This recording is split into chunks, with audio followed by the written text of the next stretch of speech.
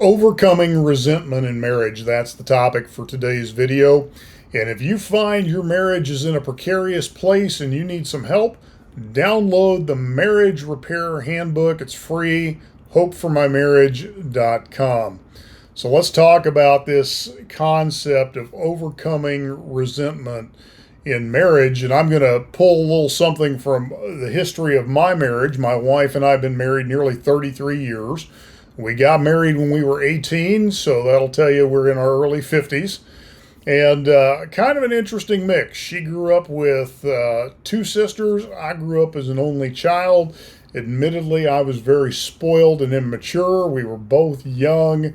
And one of the things that popped up very quickly in our relationship was resentment. She would resent when I would do things for myself, and so she would go out and try to, if you will, because you got to do that, I'm going to get to go do this. And so we got into this unhealthy habit of resentment buying. So if I went to buy something, and of course, most of the time I hadn't asked her permission, so I'm being stupid with it. And she would immediately go out and make a purchase just to even the score. And one of the other things we dealt with is I quickly realized that my parents probably liked her more than they even liked me. And at times that would create resentment. And because I was self-centered, I had to deal with the fact that, wow, mom and dad are paying more attention to her than they're paying to me. So I tell you all of that in jest, but in reality. It's very easy for resentment to come into the equation in a marriage. I've counseled spouses over the years who the resentment was over one spouse was earning more than the other spouse. One spouse got to go do some recreational things that the other spouse couldn't do. One spouse was in a better health condition than the other spouse. It's very easy for resentment to settle into a marriage. And what we have to realize with resentment is resentment really is grounded in an unhealthy comparison and an unhealthy covetousness of something that someone else has.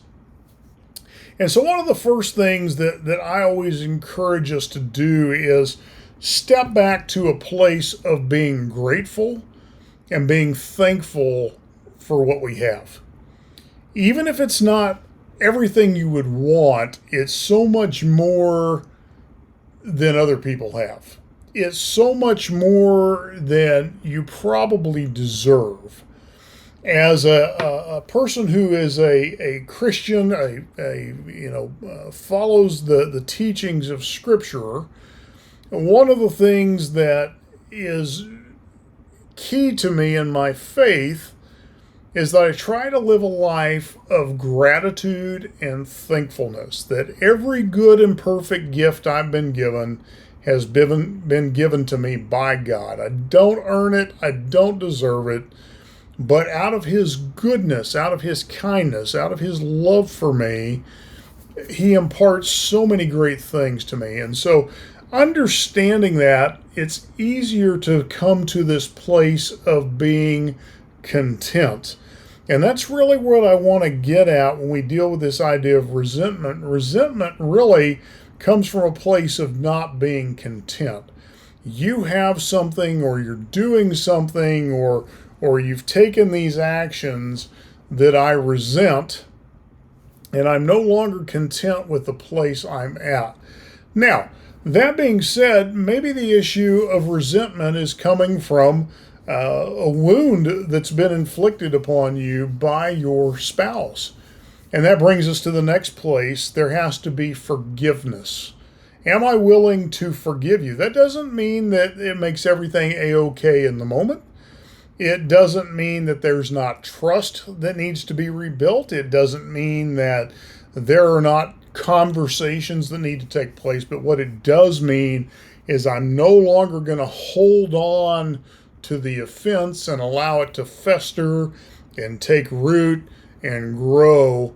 But for my own good, I'm going to choose to forgive and release from my resentment the person and the action that brought that resentment about in the first place. So anyway, just a few quick thoughts for you today. I hope you find those helpful, and I'll talk to you again soon.